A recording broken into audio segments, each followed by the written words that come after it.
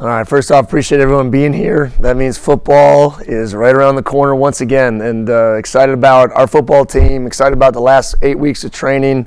You know, I want to wish the basketball programs good luck in the NIT, both the men's and women's program, excited about their journey. But the phase that we call winter camp is over, right? Those 8 weeks we'll never be able to get back, and I think they're the most influential and determining factors of really successful seasons. So a couple big things, I want our guys to emphasize over the winter portion was just connection and rebuilding a team. Even through our leadership process, they mentioned coach. I mean, we got a younger football team, right? And I think what I told them is that's a amazing opportunity for the leaders on this team to impact through influence, right? Our strength and speed, I don't call it strength and conditioning, our strength and speed was at an all-time high. I think we got to get stronger as a football team. That's not just physically, that's mentally, the toughness factor and finding our breaking points. We made a conscious decision not to put our fourth quarter training like everyone is out on social media.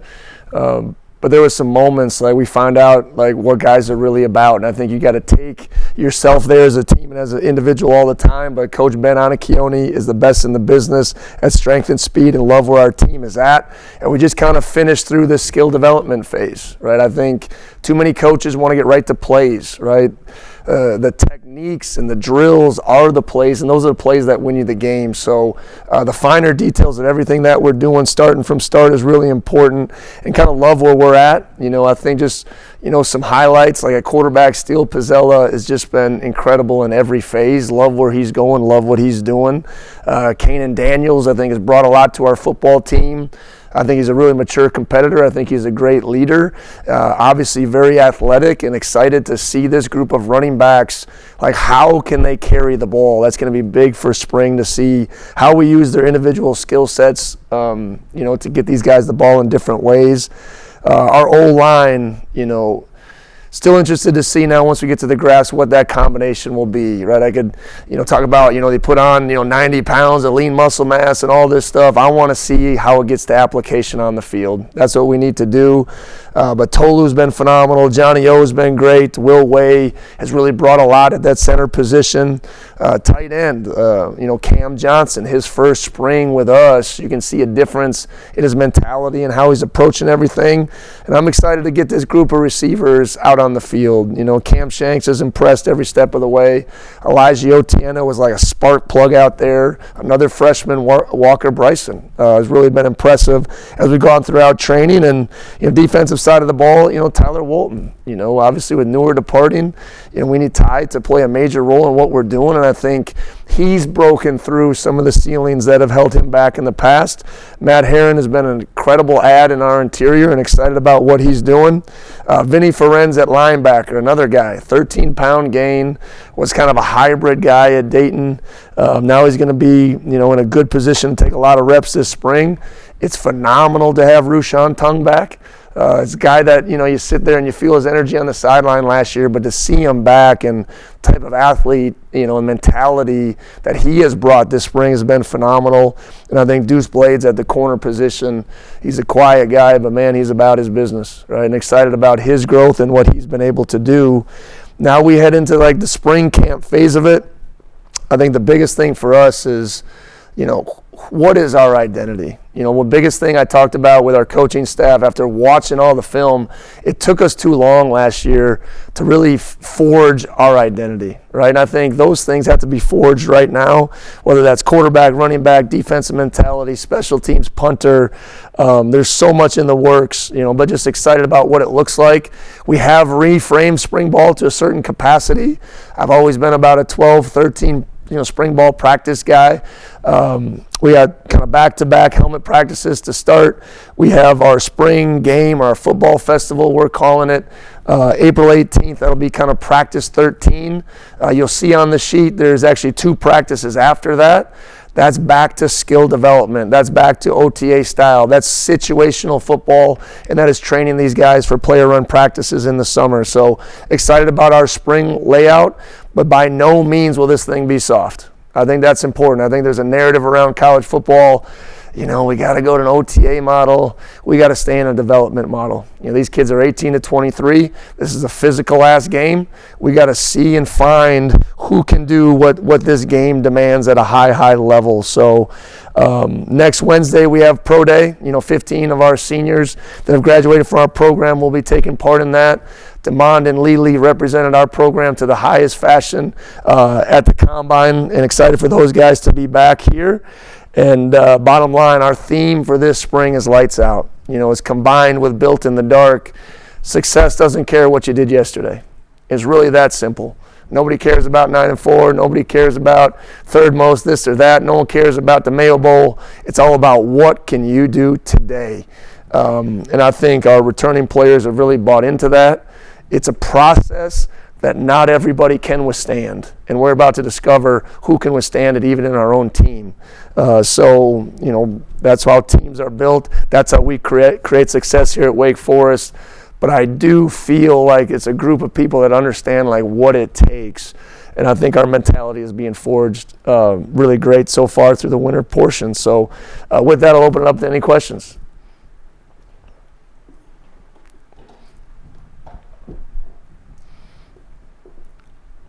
Jake, you mentioned that you felt like it took you a little bit to get into your identity on offense.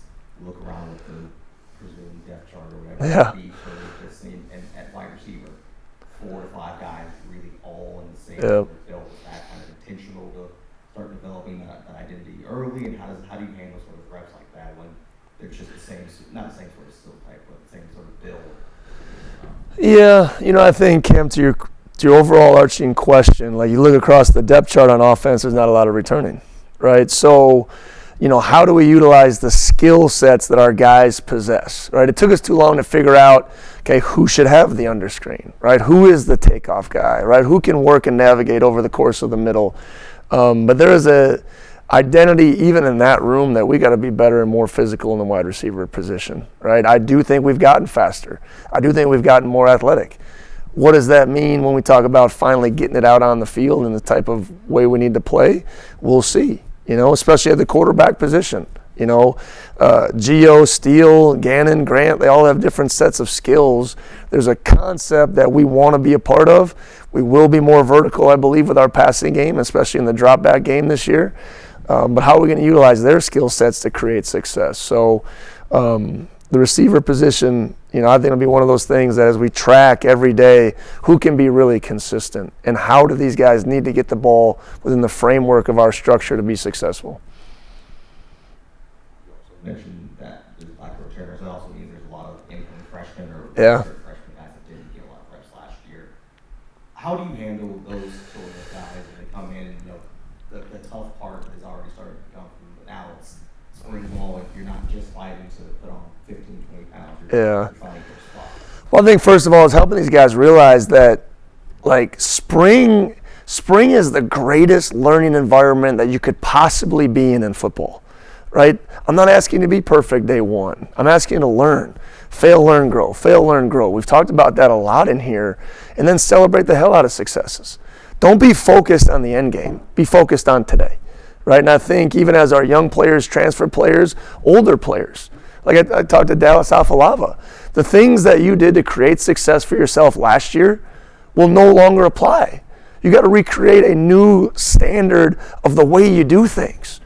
Right? So Devon Patterson, great player, coming off an injury, he's going to be better than ever. But the way that he's created success for himself in the past no longer applies, right? But is our mentality tough enough to withstand that? And I think as a group and as a team, man, we're going to celebrate that. We're going to show that. We're going to emphasize that. But iron sharpens iron, right? And I think as we now get into this really competitive phase, we got to make sure as individuals and as units, we keep the team still at the forefront of what we're doing. So once again, young guys, there's this poison they come in with, Cam. I got to be great. I got to be perfect. Hell no, you don't, right? Fail miserably, fail often. Don't make the same mistakes twice, right? And I think so far from what I've seen, that's been really good. Now, we also took this young team and did more pre-work skill development technique probably than we did last year just because we felt like we could. So I think there's a little bit of that magic of both. but making sure everything's ultra competitive going forward. Jake, you talked about creating a new standard even for the veteran players. How much of that is a byproduct of the fact that every year for teams all across the country now, every year is a roster rebuild? Yeah. Tony, I think that's a big part of it. You know, the fact that I do think our program does a really good job team building, right? And I think it's built through connection. Let me give you an example, Tony. Every Wednesday in February, we took 20 minutes before we came and did our team run, and we did what we call like collision rooms, right? Mixed up the position, mixed up the coaches, and we had 15 different rooms. We would give them one question, right? You know, what's your greatest fear? How do you like to be communicated with? Like, what's a big adversity you've been through, right? So we just got to know each other, right? I think too many people just want to get to the football, right? That's just not how great teams are built. So when it's 4th and 1, the ACC championship's on the line, I know that man next to me. I know who's in the foxhole with me. And that stuff doesn't just happen. Unfortunately, sometimes in today's world, like, you have to create that as a leader, right? You know, in the old days, man, you just sit down. We didn't have these phone distractions. But I think our team has done really good in that. And now I'm excited to see it get out onto the field, because that's when connection really shows, right? So it's going to show us our strengths. It's going to show us our weakness. But I think team building and getting to know each other has been number one so far through winter. How much of that responsibility then in terms of team building and communication and getting to know one another will fall upon the veteran team leaders so that it's not a coach-driven thing all the time? Yeah, and I think you hit the nail on the head. So we work with our leadership council. We'll meet with those guys. You know, and I think they've done a good job. I'll give them space in the team meeting and just say, hey, what we talked about in the leadership council, you guys come up and you speak to the team. Matt Lasardi has been an incredible leader. Devon Patterson has been an incredible leader. Like, I feel really good about the strength of the spine of our football team in that direction. And they're not afraid to speak up, right? But they're also telling the young guy, hey, if you see someone not doing a standard, you got an obligation to tell them that. Even though you're Grant Lawless, even though you're A.J. Marks, even though you're Lucas Smalls-Allen who just got here, right? So, like, I think they're doing a really good job of spreading ownership throughout the whole program. And I think that's what it takes to be successful. You mentioned that leadership council. Can you explain just a little bit of just how people got voted on there, just how it's a guy like Grant Lawless or Yeah. Yeah, so we go through kind of a January phase, right? And that's where coaches are out recruiting, which I love, right? So it's just the players and the strength coaches. And, you know, those guys get to vote for a position leader. They get to vote for 2 guys on each side of the ball. And they get to vote a high school player and a mid-year transfer to be on the 15 or 16 person leadership council. We'll vote another person in after spring, because I think that's when you really start to get to know the fabric of the team. And then the captains come from the leadership council and the seniors. We read a book. Our book this year is Win in the Dark. It's a Metcalf book, and kind of just goes into our mentality of built in the dark. And it's amazing just kind of sharing like those chapters and those stories and getting their feedback. And I think great leaders, Cam, are willing to listen. And I want our players to feel like they have ownership in our program, right? So, you know, hey guys, what am I missing? What am I not seeing? Hey, what guys do I need to touch base with that might be having a tough time right now? What are some things that you guys feel like can enhance our program, right? So we're in constant state of communication, and I think it's been a good room. Like, we've had some hard conversations, and I think that's what really, you know, just kind of embodies like who we are. And but leadership training, I think, is very necessary in today's world, because you're not just born natural leaders. Some people have more than it than others. I want them to be authentic to themselves. I don't want 17 Coach Dickers, right? I want the best version and best leadership model of each one of those guys. But I want them to own the opportunity to stand in front of the group. And I think these guys have done a really good job of it. You talked a lot about not having returners on defense. You do. Yes. How does it help having a guy like Scotty Hazelton back for a second year, having essentially your entire defensive staff back in terms of that continuity of building upon it versus, okay, maybe let's try to build something new from the ground up? It's huge. I mean, I've been on the record many times. Scotty Hazelton is the best football coach I've ever been around, personally, right? And I'll take that as, for as long as I can go, because the way he teaches, the way he leads, how authentic he is to himself and his principles, and the way he's never comfortable with success. Like, I love it. Like, we sat there in the self-scout room, and you could just sit there and pat yourself on the back the whole time. It's like, how do we get better? How do we press? Like, the whole defensive staff went out there and clinicked on a bunch of different things and brought some things that they think our guys can do better. And biggest thing for us as a staff, like, we did lose, like one full-time staff member. We brought in Coach Roberts. But the same people don't allow you to take the next step in alignment. Right? You got to want to do that, right? And I think that's our challenge as a staff. Year one, Cam, you're just trying to get on the same page. Like, what's the program like? How is it run? What are practices like? Now we got to be fully aligned in the culture and developmental process of Wake Forest football. Just because you have the same people, that doesn't mean you get from step one to step two.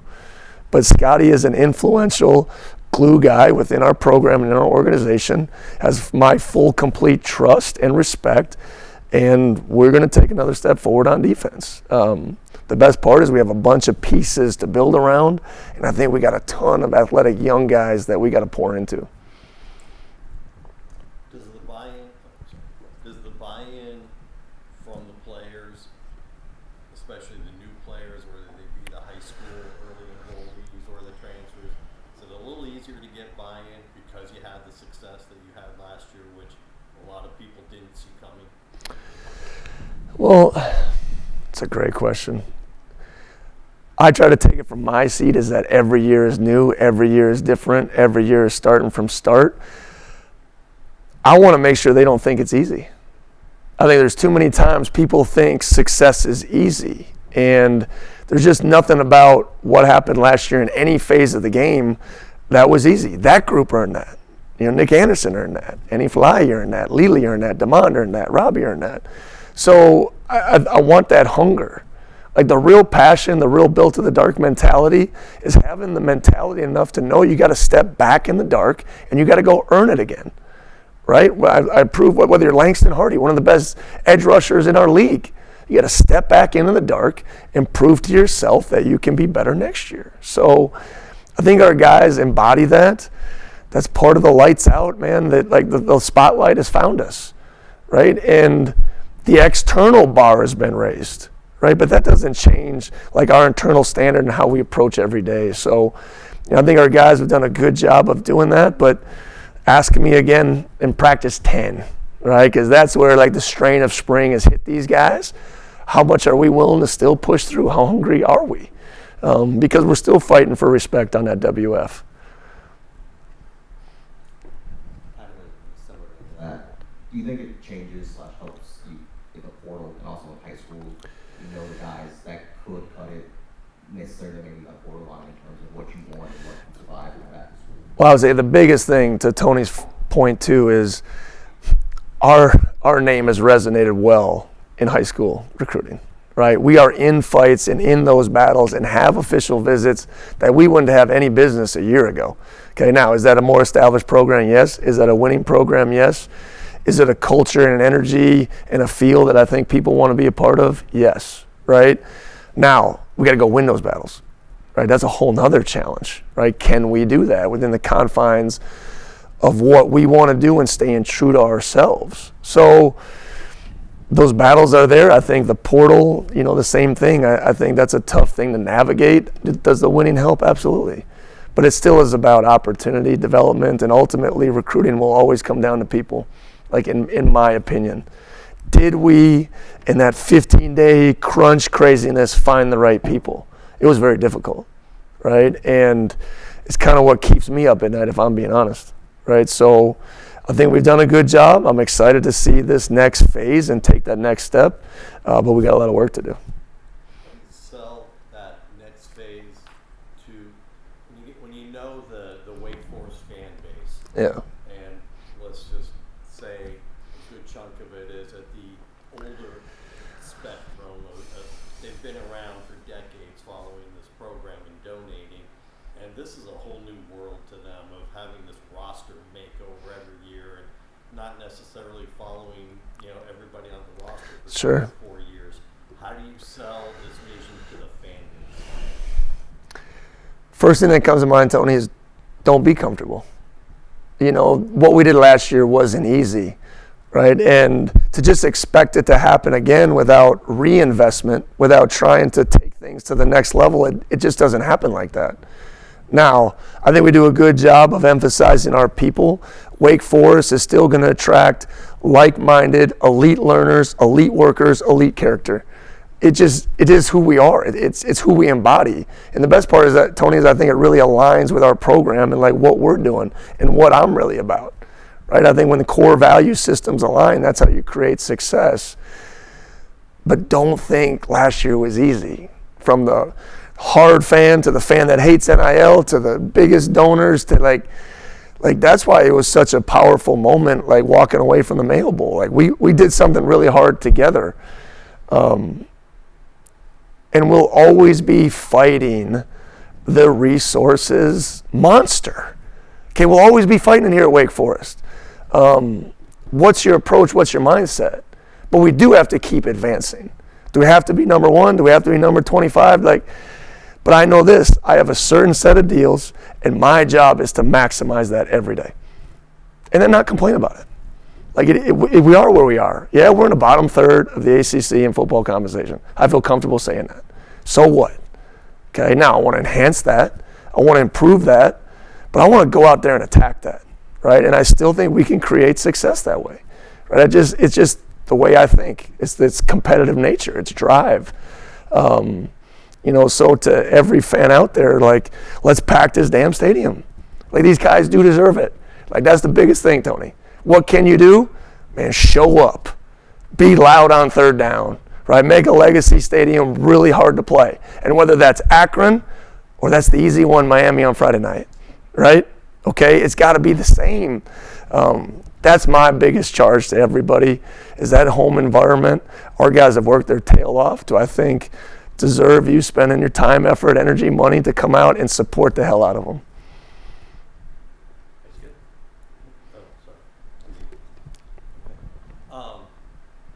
Your quarterback room. Yeah. You lose 2 guys, 2 experienced guys, you pick up 1 experienced guy. Assess your quarterback. Well, first off, I've been really pleased, and I'll start with Gio, just as far as the way he attacks his business. And I think the chip on his shoulder that is firmly there, his smarts, his attitude, his willingness to step in front of a group that he doesn't know yet and command it, it's been phenomenal. All right. Obviously, he's got a great baseline of, in this offense, what we look for. He's talking on next level stuff that you can feel. You can feel it. Steel Pizzella is one of the smartest humans I've ever been around. So going in year 2 to this system, he feels it. Gannon Jones would be on my top 5 list of guys that have impressed as true freshmen coming in. And Grant, we always knew would take a little bit of time, but his impressive skill set. So I'm not afraid of coaching. I think that's the biggest thing. The experience, the newness, just proud of that room, excited to see them now in this environment, who can handle mistakes, who can get to the next play, who can command the huddle with a new offensive line standing in front of you, new receivers, new targets. So there's going to be a lot to go forward, but I'm really happy with where that room is at. And I think Coach Enos is one of the best quarterbacks coaches in the country. Okay, I've said this on record. At times I've had quarterbacks coaches that are play callers. Now to see a quarterbacks coach that's a quarterbacks coach to feet and reads and the detail of which Dan coaches is just incredible. So I think they've done a really good job in that room. I think they're really hungry, and they all have different skill sets once again, which I think will make a challenge on our offensive coaches. Oh, okay. We have a competition here called First in the Forest, right? So it is part of our connection pieces. The strength coaches give us 10 leaders. They pair up with coaches, and then they draft players, okay? And they get points for doing positive things, community service, going to Wake Forest events, their grades. We have team competitions. Okay, yes, one Friday night we had trivia night. That was one of my favorites I've ever seen. And we just compete and we connect through it, right? They go out to eat in their groups. Right now, Loha's group is in first place. I'm happy to report. But they get points, and then they can also be docked points. Missed meetings, late to workouts, didn't go to class. We don't have a lot of that, by the way. So it's a battle that we go throughout the semester. And then when we report back on May 28th, we have a amazing race style competition with the top 5 teams. So it's an incredible way of competing and connecting, and I think our guys love it and take ownership in it. Last one I have was, I assume it was not a coincidence that whoever created your themes went from built in the dark to lights out. I assume that's not a coincidence. No, we are still built in the dark. That is our main mentality. It was cool. I got this from Mike Vrabel, just kind of listening to some of his stuff. He said in a room of people, you can have 105 different personalities. You have to have one mentality. Okay, and that it was like an arrow through my forehead, when he said that. And built in the dark has just always resonated with me, right? Process-driven people, passionate, understand their why. They live to a standard and they want to grow every day. So we kind of always like to bring messaging to life, what's something that can play off that. We had success, got to turn the lights out, man. We got to get back in the dark. So Coach Kramer, our assistant head coach, is a lead at cultural things, and he helps me align the program and everything that we do. So those things are very mirrored.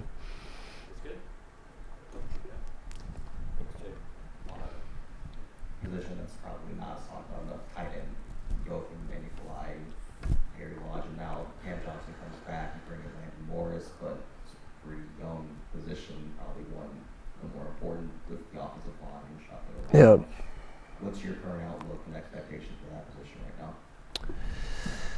From a defensive lens, tight end is the ultimate jackknife that makes preparation for defense tough.